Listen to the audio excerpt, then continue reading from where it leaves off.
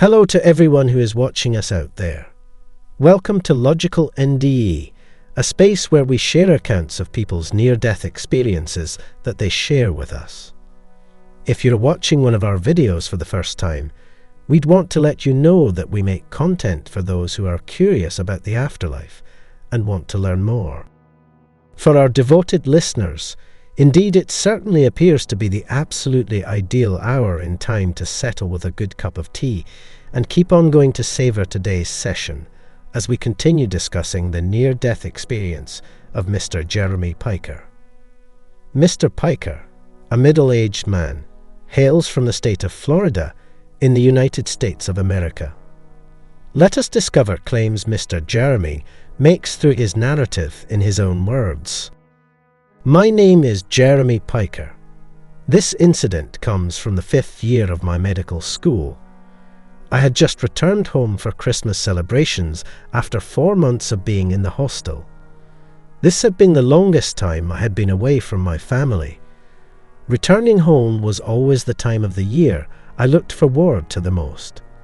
Being in my city for vacations, to be able to spend more time with my family, especially my brothers, gave me motivation to work harder too. That year, the winter spell had been crazy in North Carolina, where my family resided. I had only packed my essentials when preparing my backpack. I took my car and headed straight ahead to the highway to avoid any snowfall or rain. The day had already been extremely tough at the hospital. I was mentally and physically exhausted. I tried to cheer myself up by playing songs to get over the brutal death that had taken place during my rotation that afternoon.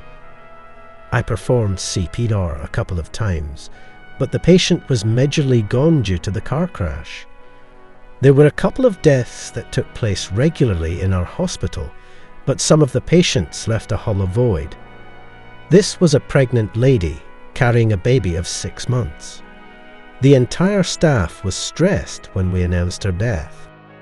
Driving with these thoughts occupying most of my head, I finally reached the highway that would connect me to my city. It was a clear road, and I was at my normal speed until I saw an SUV driving from behind at a ferocious speed. The pace at which the SUV was coming, I knew I had to escape it, or I might just end up dead in the accident that was about to happen. The driver was drunk, at least by the looks of it. The moment I swerved the car to my right lane, the SUV did the same, and I only heard a lot of screeching of brakes as I lurched forward in my seat. Within 30 seconds, my body went completely limp. I was almost unconscious when I was dragged out of my car, but I could hear the sirens and all that was going on around me. The moment I was dragged into the ambulance and the paramedics started doing their job, I wanted to tell them I was alive. When the CPR was being done, I screamed asking them to stop, but no one could hear me. I had gone into a deep body paralysis, where I could not move a single organ, but I could feel everything around me as my brain functioned 100%. If you truly enjoy listening to these kinds of stories, we would greatly appreciate your support by liking, sharing, and subscribing to our channel. You can do this to keep informed about all of our new releases, including this one. When I was being taken to the operation theatre, I heard my mother's cries and my dad trying to keep up with the stretcher where I lay, bleeding profusely. I was in so much pain, I kept praying to God to take away my life. The doctors had probably just then told my family that I would not make it. Looking at the car's picture, after the accident that my brother showed to me, it looked like no one would have made it out alive from that one. In the operation theatre, I could feel every single thing that was happening on my body. Every now and then I would howl in pain, but my voice would not make it to the doctors around. Eventually, the pain subsided. Within a few more moments, every single pain my body was going through had ceased to hurt me. It was a surprise to me.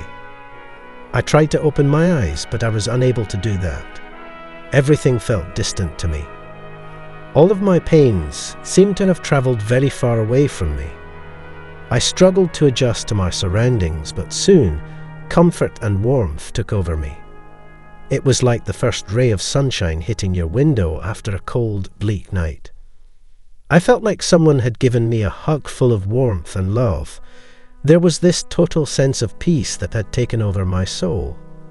It felt as if things had gone right for once, as if everything was how everything should be. I became extremely happy and euphoric to feel the warmth of the moment in my soul. Even though my eyes were closed, I knew I was being carried towards the light, towards my Creator. I knew my prayers had been answered, and that this was the peace I had sought for my whole life. Exactly at that moment, I heard a baby's giggle. I tried to follow it, and that's when my eyes opened to full, complete brightness. I saw the woman who had passed away earlier that day holding her baby towards me. She was saying something, smiling at me, but I didn't know what she was saying. I started laughing to myself because of the happiness that I felt in me. I tried to follow her, but my feet were stuck. She was going to heaven with the little baby in her arms, and I felt this strong urge to follow her, or I wouldn't make it. I forced myself to move, but my feet were planted on the ground. I was being drawn closer to heaven every moment, but I knew I wouldn't get in there just yet. I struggled to make a run for it, but my energy started dying out. Suddenly, I felt this gigantic pain shoot up in my chest, and I woke up on the hospital bed. The pain started growing so much that I felt like I would die right then again. I tried to figure out what was happening, but my mind could not focus. A lot of colours started appearing before my eyes, and I went limp again. Suddenly, I saw a figure appear at the end of my bed. I don't remember talking to that figure, but I know there was a sense of communication between us. The figure emitted all the light I had seen on the other side before the pain brought me back to my room. To my awe, it was the same woman with the baby in her arms. I called out to her, asked her to take me to the heavens, but she simply smiled and stood there, staring into the void. It felt as if she had all the warmth that I needed to feel okay again. I wanted to go to the heavens, but I was stuck in this world. When I woke up a day and a number of surgeries later, it felt as if someone had dragged me down to this world.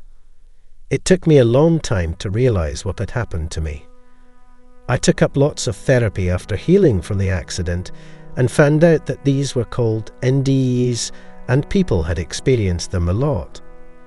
My brother suggested me of this channel and urged me to post up my experience here. When my mind accepted what had happened to me, I worked on myself to become a better person. It was a life-turning moment for me. I can easily divide my life into two portions and get two distinct personalities of myself. My NDE turned me into a person I never had thought I would be. A much more empathetic, patient person that I am today is all due to what happened in my life that day. That was all from Mr. Jeremy's experience, folks.